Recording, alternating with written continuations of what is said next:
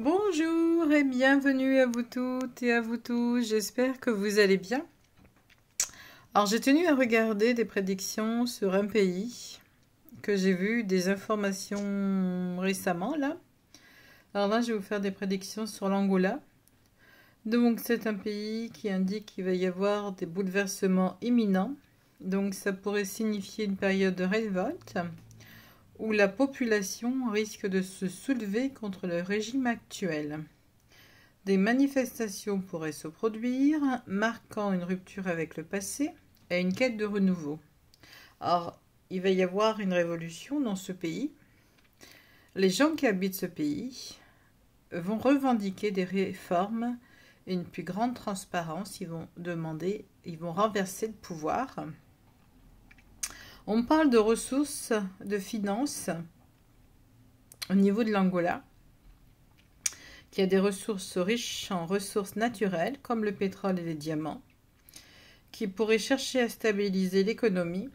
Cependant, il y a une corruption, une mauvaise gestion des ressources. C'est pour ça que ça explique qu'il risque d'avoir des prises de pouvoir, on veut dire que le pays risque de se retrouver enchaîné ou entraîné dans une forme de révolution, car ce n'est pas la population qui bénéficie des ressources. Ils ne sont pas distribués équitablement, comme vous avez compris. On voit que la communication et les échanges, il y a beaucoup de secrets, il y a beaucoup de choses qui ne sont pas dites. Donc on voit que ces personnes, il n'y a pas, au niveau de l'éducation, on voit que c'est basique. C'est comme si on empêchait les gens de pouvoir sortir de leur milieu ou de pouvoir... On fait beaucoup de l'appauvrissement dans ce pays. Donc, il y a vraiment une situation dans ce pays qui va être comme une cocotte minute, qui va exploser prochainement, là. On voit également que c'est une communauté, c'est des gens qui n'ont rien. Si vous voulez, c'est des gens qui ont des valeurs traditionnelles. Hein. Je ne dis pas qu'ils n'ont rien, on les appauvrit. On les empêche de réfléchir ou de vivre normalement, de vivre dignement. Et on voit que ces gens-là commencent à ne plus pouvoir... Ils en ont marre et c'est comme si la sonnette d'alarme était en train d'être tirée. On voit également que c'est des gens qui sont très porteurs de la religion, porteurs des institutions. Il y a beaucoup d'institutions là-bas. Beaucoup de choses cachées également. On voit également, il y a des conflits qui vont arriver dans ce pays. Il y a des tensions, il y a des grosses tensions là. C'est un pays qui est en cocotte minute. C'est des gens qui sont, on ne peut pas dire qu'ils ne se voient pas. C'est des gens qui n'en peuvent plus. On les a forcés depuis des années à vivre dans une situation, une condition. Il peut y avoir des artistes, il aurait pu y avoir des écrivains. C'est des gens... Il y a des talents qui vont émerger après ça, une fois que ce pays redeviendra ce qu'il doit être, car c'est un pays qui est certainement magnifique, mais qui a été mal utilisé, qu'on a utilisé les ressources pour soi-même, ne donnant rien aux populations. Et on voit que ces gens-là vont récupérer leurs valeurs, leur pays, leurs coutumes. Ils vont récupérer leur art, leur identité. Voilà. Moi, d'après ce que je perçois, c'est que ces gens-là veulent récupérer ce qui leur appartient. Donc, on voit également que c'est des gens qui travaillent beaucoup. Il y a des incertitudes au niveau aussi travail. C'est des gens qui travaillent pour des petits salaires. On voit aussi la santé. Il y a la santé aussi qui est... Il y a une crise de santé là-bas. Je ne sais pas comment ça a été géré. Mais on voit qu'il y a des conditions de vie difficiles. Manque d'hygiène également. Donc, ça peut créer des conditions sanitaires très désastreuses. On voit également des inégalités, comme je vous ai dit, dans les soins, l'accès aux soins de santé. Et ça, c'est une population qui a des problèmes de santé à cause de l'hygiène et ça va empirer encore plus. Parce qu'on a un côté, un pouvoir qui faiblit, qui va se laisser envahir par un autre pouvoir.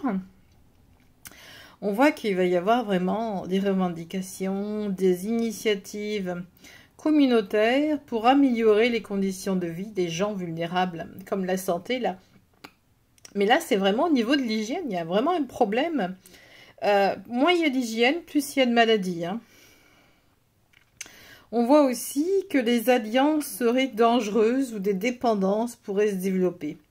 Avec l'international, on voit que ce pays, l'Angola, pourrait être tenté par des accords avec des puissances extérieures qui pourraient, bien entendu, veulent prendre leur part, se servir à long terme. Donc on voit également, bien sûr, ça a dû déjà exister dans le passé. Donc on voit que ça va impliquer des relations toxiques au sein de ce nouveau gouvernement. Où il y a une opposition encore, il y aura encore des oppositions parce qu'on voit qu'il y a des signatures. Ce pays m'a l'air de fonctionner avec beaucoup de problématiques. On voit également des changements, puis on voit il y a beaucoup de bouleversements. Je pense qu'il risque d'avoir beaucoup de morts dans ce pays. J'ai l'impression qu'on peut se faire mitrailler facilement, là, dans la rue, là. On a la fin d'une corruption. Hein. C'est le début d'un nouveau gouvernement certainement plus transparent, bien qu'il y ait des pertes et des luttes. J'ai l'impression que ça ne se ferait pas avec facilité. Car s'il traite avec d'autres personnes, il pourrait se faire encore utiliser. On voit qu'il y a une communauté qui demande des droits et de la justice et des droits aux soins, comme tout être humain. Alors, on voit également une certaine philosophie, une certaine expansion. On voit qu'il pourrait commencer à s'affirmer, dans le temps, il commencerait à s'affirmer sur la scène internationale. Ce pays va chercher à établir des meilleures relations commerciales avec d'autres nations. Ils ont un intérêt croissant pour l'éducation à l'étranger. Envoyer les jeunes vers l'immigration, vers des opportunités à l'étranger, entraînant un échange culturel et enrichissant. On voit que il y a comme un changement, mais ça va pas se faire petit à petit, hein, ça va pas se faire d'un seul coup, je veux dire, ça va se faire petit à petit.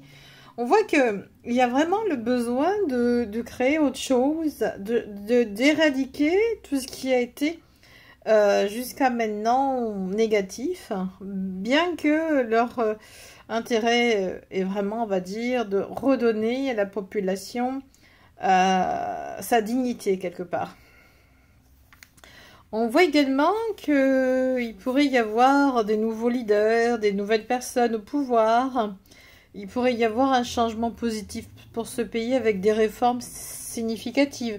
Mais avant ça, avant qu'elle ait ces nouvelles réformes, une nouvelle image, une nouvelle, on va dire, d'envoyer cette jeunesse à l'étranger, de faire des études, de mettre l'accent sur la transparence et quelque chose de responsable, on voit que ça va être la cocotte minute. On voit aussi que il y a des amitiés. On voit qu'ils peuvent être aidés par des alliances nouvelles. Donc, on voit que la jeunesse va jouer un rôle consécutif là-dedans. La jeunesse utilise la passion. On voit que la jeunesse, elle se rend compte de beaucoup plus de choses que les anciens, là. Puis, on voit qu'ils en ont marre d'être exploités, de vivre dans des conditions, on va dire, exécrables. On voit également des secrets. Beaucoup de secrets vont être révélés. On voit également qu'il y a vraiment un gros potentiel pour ce pays. On voit que c'est des gens qui... Surtout les femmes, les droits des femmes aussi. On voit que c'est un pays qui va avoir un meilleur avenir. Mais on voit une meilleure fertilité. Des nouvelles idées qui vont émerger dans les temps qui arrivent. Alors, l'Angola avec ses voisins pourrait... Ça pourrait... Surtout s'il y a des révoltes. C'est pas les seuls... Il y a le Congo avec une révolte. Là. Tous les pays autour, là, on voit qu'il va y avoir des alliances.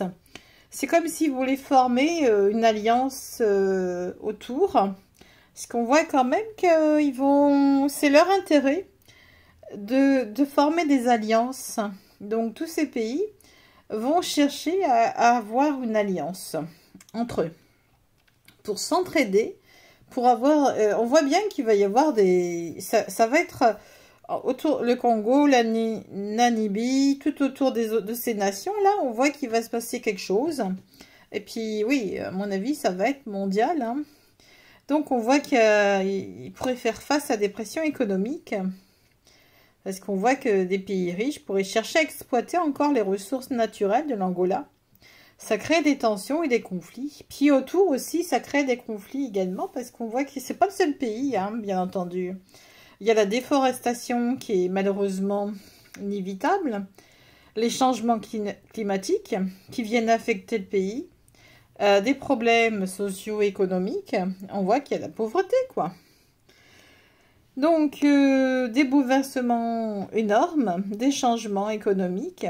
Donc, pour moi, l'Angola est un pays, c'est un pays qui va récupérer son pays, mais à quelles conditions?